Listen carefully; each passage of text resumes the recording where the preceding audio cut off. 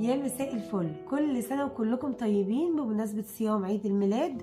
وتعالى اقول لكم على منيو حلو جدا ومغذي جدا لفترة الصيام دي، وهتبدأ من يوم 26 اللي هو يوم الحد 26/11 لحد ان شاء الله 6/1 اللي هو ليلة العيد بتاعنا. هنعمل منيو حلو قوي، مش شرط تعملي نفس اليوم زي ما انا كاتبة بالايام، بس انا هقولك على كل الاكلات اللي ممكن تعمليها وافكرك بيها، علشان احنا بنيجي في الصيام ومخنا بيقف كده وبنقعد نفكر هنعمل اكل ايه النهارده، وعايزين اكله سريعه واكله خفيفه.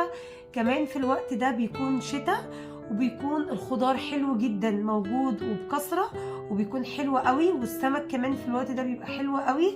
بس اوقات في اكلات كده بتوه عن بالنا. هنحاول في فتره الصيام كل اسبوع هيكون معانا من 2 ل3 مرات سمك. طبعا ده حسب ميزانيتك. في ناس حابه تبقى مره واحده في الاسبوع، وفي ناس بتبقى مرتين، وناس 3. الاربع والجمعه ده بيكون ممنوع السمك فيه. يوم الحد 26/11 ان شاء الله هيكون سمك وسلطه ورز. وعايزه اقول لكم بقى كل المنيو بتاعنا اهتمي بالسلطه جنب كل وجبه. الحلويات هتنزل على قناه اليوتيوب او على البيج بتاعتي على الفيسبوك.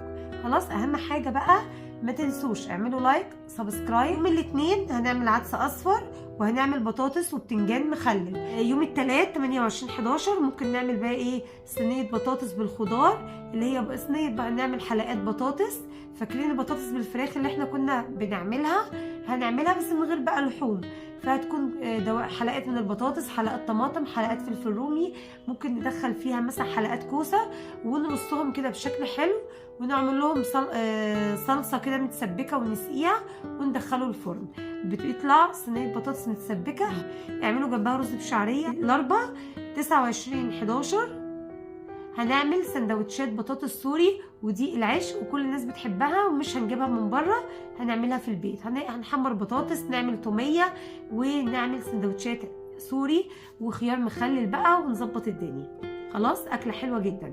يوم الخميس 30/11 هنعمل سمك مكرونه مقلي وجنبه رز صياديه واكله خطيره. الجمعه هنعمل محشي كرنب بقى عشان ده يوم الاجازه.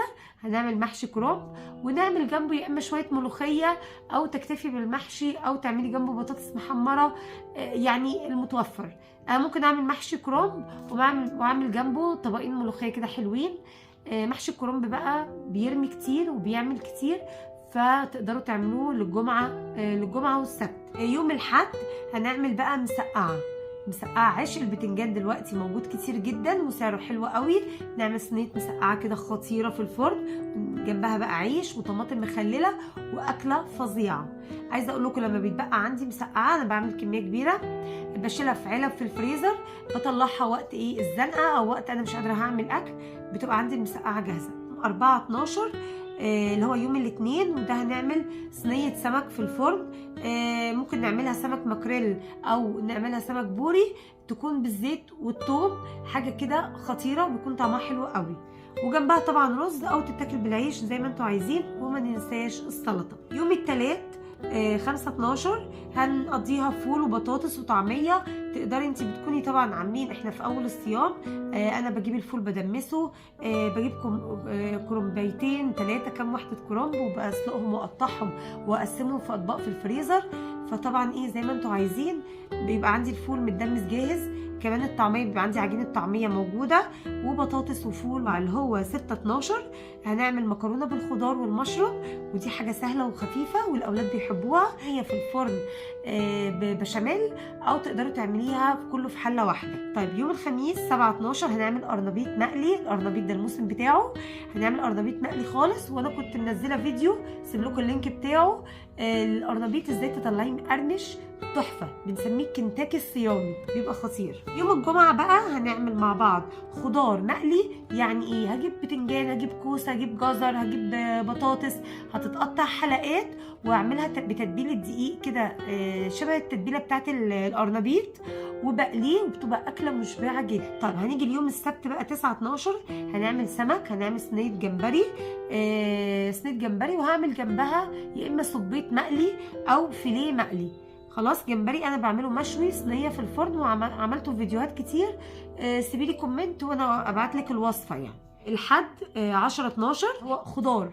خلاص هنعمل كوسه ورز بايه، رز بشعريه. اعملوا مثلا بسله، فاصوليا خضراء. يعني هنعمل اليوم ده خضار. في ناس كمان بتعمل قلقاس صيامي، في ناس بتعمل ملوخيه ورز وشعريه وكده. فيعني اليوم ده هيبقى يوم خضار. يوم الاثنين 11 12 هنعمل فاكرين قبل كده نزلت فيديو الشاورما الصيامي اللي هي بتتعمل بالبتنجان؟ هنعمل شاورما ونحطها في العيش الكايزر. واكله عايزه اقول لكم انا الصغيرين حبوها قبل الكبار. ابعتوا لي واقول لكم على الطريقه، حلوه جدا وسهله قوي. ثلاث هنعمل سمك بولتي مقلي، رز وجرجير وسلطه وطحينه وكل حاجه. 13 12 هنعمل بقى محشي مشكل. نعمل محشي بقى ايه، محشي مشكل او نعمل ورق عنب. لو انت مخزنه ورق عنب طلعيه، او بعمل الاتنين مع بعض. يعني 14 12 هنعمل فيه شاورما مشروم. شاورما مشروم انا هعملها بالكريب، او حابين تعملوها كنت قبل كده منزله طريقه عيش سوري سهل قوي بيتعمل في الطاسه بدقيق وميه بس، كان تحفه. هعمل الشاورما الصيامي ببصل بقى وفلفل الوان وجزر، ونعمل المشروم نكتر بقى المشروم قوي عشان الاولاد، ونكرمل البصل فيبقى طعمه خطير. وطبعا هنعمله يا اما سندوتشات كريب يا اما سندوتشات سوري، وانا اللي هعملها في البيت مش هجيبه جاهز. يوم السبت بقى 16 12 هنعمل اللي عارفين قبل كده كنت منزله فيديو سندوتشات جاهزه، عجينه كده شبه عجينه البيتزا شويه، بنحط جواها حشو اي خضار عندك تقدري تستخدميه، وزيتون بقى وكده، وتلفيه رول زي السندوتشات وتسويه على الطاسه او في الفرن. بيبقى خطير. الفطاير اللي بالمحشيه خضار دي الاولاد بيحبوها. انا هعملها يوم السبت، هيبقى يوم اجازه بالنسبه لي، فهعملها يوم السبت ان شاء الله. لحد 17 12 هنعمل سمك، اي نوع سمك، يا بوري اي نوع سمك انتوا حابينه، سواء مشوي او مقلي اللي انتوا عايزينه، او صينيه. من الاثنين 18 12 هعمل صينيه او طاجن فريك بالخضار، بتبقى حلوه جدا. والفريك انا عندي بيعشقوه، بحط فيه زبيب وبحط فيه خضار، وممكن اعمله طاجن في الفرن او اسويه في حله على البوتاجاز مش هتفرق. بعمل جنبه بطاطس محمره او بطاطس بوريه اللي هي المسلوقه، خلاص، وبعمل جنبه سلطه. يوم 19 12 بقى احنا ما عملناش كشري من اول الصيام، هنعمل في اليوم ده كشري، والكشري هنا هيكفي يومين، فاحنا هنعمل كشري. يوم بقى ايه، يوم 21 12 يبقى الكشري هيقعد معانا يوم 19 ويوم 20 12. يوم 21 12 هنعمل بيتزا بالخضار، بيتزا ونحط بقى مشروم ونحط الخضار اللي عندنا، وممكن نعملها بيتزا تونه، يعني اللي انتوا عايزينه. الجمعه هنعمل بقى خضار، نعمل عادي خضار ورز ايه حبه وحبه، او نعمل رز بشعريه جمعه. يوم السبت هنعمل سمك. السمك هنا بقى مفتوح، تقدري تخليه رنجه، تقدري تخليه تونه، تقدري تخليه سردين، تقدري تخليه اي حاجه، اي نوع اسماك بيبقى اليوم ده براحتكم. 20 12 اللي هو الحد هنعمل صينيه مكرونه بالخضار برضو، هنعملها في الفرن، نعملها زي البشاميل، خلاص. ونعمل كمان معاها، ممكن نعمل الجلاش معاها، يعني ممكن نعمل صينيه مكرونه وصينيه جلاش مع بعض. 25 12 هنعمل محشي اي نوع محشي انتوا حابين او موجود عندكم تعملوه. طيب يوم 26 12 وده هيبقى يوم 3 هنعمل كفته جمبري، وان شاء الله لما اعملها هنزلها لكم. كفته جمبري، مش حابه تعملي كفته جمبري ممكن نعمل كفته الصيامي اللي هي بالعدس الاسود لو بتحبوها. انا المشكله عندي هنا في البيت مش بيحبوها فمش بعملها، فان شاء الله هنعمل كفته جمبري، ولما اعملها هنزلها لكم فيديو. كده قربنا، الصيام قرب يخلص. دخلنا على يوم 27 12 هنعمل عدس اصفر تاني. طبعا الوقت ده بيبقى جو ساقع وداخلين خلاص على الكريسماس وبننضف الشقه، هنعمل عدس اصفر. يوم 28 12 هنعمل جلاش بالخضار وشويه بطاطس جنبها.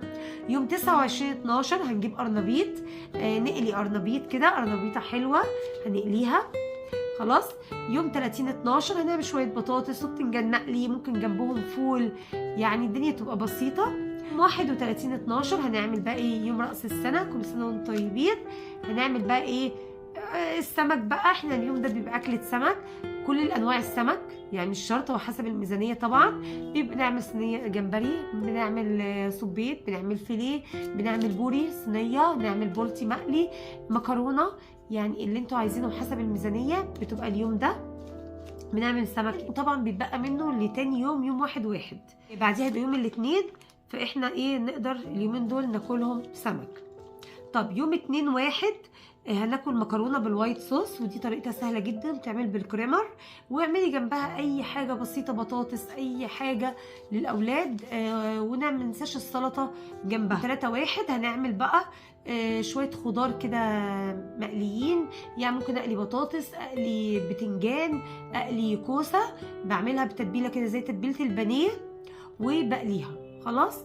وبقى نعملها سندوتشات وبتكون حلوه جدا، وبعمل جنبها شويه ايه سلطه او توميه.